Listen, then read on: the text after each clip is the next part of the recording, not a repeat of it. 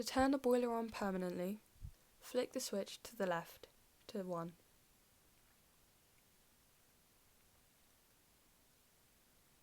You can change the temperature by turning the dial. When turning the temperature up, give it time to heat up first. Similarly, when turning the temperature down, give it about 10 minutes to cool down fully. 3 is the average room temperature.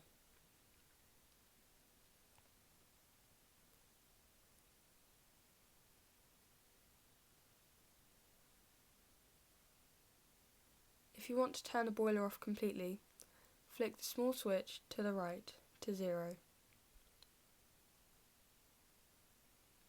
It's always good to have it on a timer setting to regulate the temperature.